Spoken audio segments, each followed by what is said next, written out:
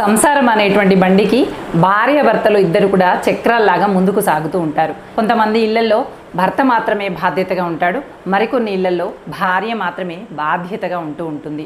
ఇలా ఎవరైతే అధికంగా బాధ్యత తీసుకున్నటువంటి వాళ్ళు ఉంటారో వాళ్ళ ఆరోగ్యము ప్రభావితం అవుతూ ఉంటుంది. ఈ బండికి భార్యాభర్తలు ఇద్దరు కూడా చక్రాల్లాగా ముందుకు సాగుతూ ఉంటేనే ఆ సంసారం సవ్యంగా ముందుకు సాగుతూ ఉంటుంది. అన్ని వ్యసనాల కన్నా బాధ్యత రాహిత్యం అనేటువంటిదే కుటుంబాన్ని అత్యధికంగా ప్రభావితం చేస్తుందట. మరి అసలు ఈ బాధ్యత రాహిత్యం ఏంటి, వ్యసనం కన్నా ఎక్కువగా ఎలా ప్రభావితం చేస్తుంది అనేటువంటి అంశాన్ని నేటి వీడియోలో చర్చించుకుందాం. Welcome to Keerthi Creatives. నేను మీ కీర్తనారెడ్డి. ఒకవేళ భర్త బాగా వ్యసనపరుడు, తాగుబోతూ తాగుతూ ఉంటాడు, వాడికి ఏం పని పాట లేదు అని చెప్పి భార్య పైన కాస్త జాలి ఉంటుంది.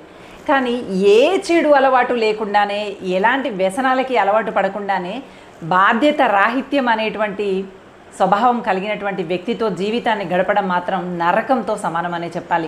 ఏ విషయంలో పట్టింపు ఉండదు, తన వ్యక్తిగత విషయాలు మాత్రమే తన స్వార్థపూరితంగా వ్యవహరిస్తూ ఉంటారు. ఒక్క చక్రంపైనే బండి ముందుకు నడిచినట్టుగా బాధ్యతలని వదిలేసి సాగుతూ ఉంటారు కొంతమంది. వీటికన్నా ప్రమాదకరమైనటువంటి వ్యసనం ఏంటి అంటే బాధ్యత రాహిత్యం ఉండటాన్ని అన్నిటికన్నా ప్రమాదకరమైనటువంటి వ్యసనంగా చెప్పవచ్చు. ఇలాంటి వాళ్ళతో శారీరక హింస, మానసిక హింస భరిస్తూ ముందుకు సాగాల్సి వస్తుంది. ఏది సాధించలేకపోయినటువంటి వాళ్ళు జీవితం పట్ల బాధ్యత రాహిత్యంగా వ్యవహరిస్తూ ఉంటారు. ఏ రకమైనటువంటి బాధ్యతను స్వీకరించకపోగా తనకి గౌరవం ఇవ్వట్లేదని, తనని గొప్పగా చూడట్లేదని చెప్పి ఎదురుదాడికి దిగుతూ ఉంటారు. శ్రద్ధగా కుటుంబ విషయాలను పట్టించుకోవడం గురించి కానీ ఏ విషయాలు వీళ్ళకి వంట పట్టదు. కేవలం వాళ్ళ వ్యక్తిగతమైనటువంటి ప్రయోజనం, వాళ్ళ విలువలు, వాళ్ళ గుర్తింపులు, వాళ్ళ గౌరవం మాత్రమే వీళ్ళు లెక్కలోకి తీసుకుంటూ ఉంటారు. ఇదిగో ఇలాంటి భర్తతో కానీ భార్యతో కానీ మరీ ప్రమాదం అనే చెప్పాలి. ఎందుకు అంటే వీళ్ళు చెయ్యరు, చేసేటువంటి వాళ్ళని సవ్యంగా ముందుకు సాగనివ్వరు. అన్ని ఆటంకాలు సృష్టిస్తూ ఉంటారు, ఎదురు తిరిగి ప్రశ్నిస్తూ ఉంటారు. పోనీ వీళ్ళైనా బాధ్యతగా వ్యవహరిస్తారా అంటే బాధ్యతగా వ్యవహరించేటువంటి శక్తి సామర్థ్యాలు వీళ్ళ దగ్గర ఉండవు.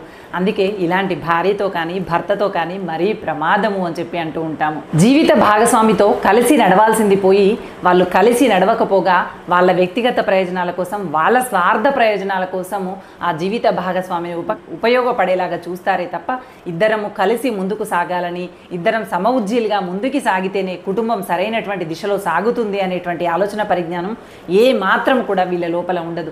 బాధ్యత లేనటువంటి వారికి కుటుంబం పట్ల శ్రద్ధ ఎలా ఉంటుంది? వీళ్ళకి బాధ్యతల నుండి పారిపోయేటువంటి స్వభావం ఉంటుంది.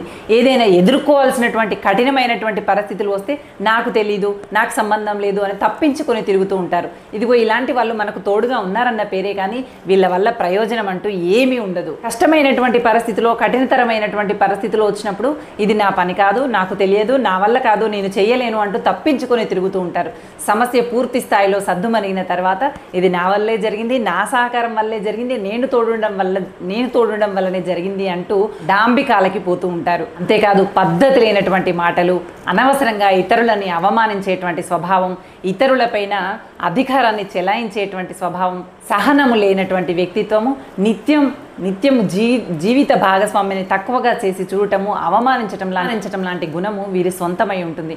బాధ్యత లేనటువంటి వ్యక్తి తన విలువ ఎక్కడ తగ్గిపోతుందో అని చెప్పి బాధ్యతగా వ్యవహరిస్తున్నటువంటి భార్య పైననో భర్త పైననో ఇదిగో ఈ విధంగా అధికారాన్ని చెలాయిస్తూ ఉంటారు. కుటుంబంలో తమ పట్టు ఎక్కడ తగ్గిపోతుందో, తమకి గౌరవం అనేది ఇవ్వకుండా ఎక్కడ తక్కువ చేసి చూస్తారో అనేటువంటి భావనతో కుటుంబ సభ్యులందరినీ కూడా కంట్రోల్ చేసి తన గ్రిప్లో ఉంచుకోవాలనేటువంటి భావన వీళ్ళలో ఎక్కువగా కనిపిస్తూ ఉంటుంది. అందుకే వ్యసనపరులైనటువంటి భార్య కన్నా లేదంటే భర్త కన్నా అసలు బాధ్యత లేకుండా వ్యవహరించేటువంటి భార్య లేదా భర్తే మరీ ప్రమాదము. ఇలాంటి వాళ్ళతో అడుగు ముందుకు పడదు, సొంత నిర్ణయాలు తీసుకోలేము, ధైర్యంగా చేయాలనుకున్నటువంటి పనిని చేయలేకుండా పోతాము. సమయాన్ని వృధా చేస్తూ ఉంటారు, అనవసరమైనటువంటి వ్యాఖ్యలు చేస్తూ ఉంటారు. జీవితం పట్ల కానీ, కుటుంబం పట్ల కానీ, ఆర్థిక వ్యవహారాల పట్ల కానీ ఎలాంటి ఒక ప్రణాళిక అనేది వీళ్ళ జీవితంలో ఉండదు. కానీ బయటికి మాత్రం వీళ్ళు గొప్పవాళ్ళుగా చెప్పాలి, వీళ్ళని గౌరవించాలి, ఇలాంటి స్వభావం కలిగి ఉంటారు. వ్యసనపరులైనటువంటి వాళ్ళకన్నా ఇలా బాధ్యత రహితంగా వ్యవహరించేటువంటి వాళ్ళతోనే వివిధ రకాల సమస్యలు ఎదుర్కోవాల్సి వస్తుంది. ఇక్కడ స్థిరమైనటువంటి ఆలోచన విధానము ఉండదు, ధైర్యంగా ముందడుగు వేయాలనిపించదు, ముందడుగు వేస్తున్నటువంటి భార్యని లేదా భర్తను చూసి ఓర్చుకోలేకపోతూ ఉంటారు. కఠినమైనటువంటి నిర్ణయాలు, కష్టతరమైనటువంటి పనిలో చేయాల్సి వచ్చినప్పుడు మాత్రం తప్పించుకొని తిరుగుతూ ఉంటారు. పని పూర్తయిన తర్వాత మాత్రం తిరిగి వచ్చి ఇది నా వల్లే సాధ్యమైంది అని చెప్పి మాట్లాడుతూ ఉంటారు. ఇలాంటి వాళ్ళని సమాజంలో కోకొల్లులుగా చూశాను నేను.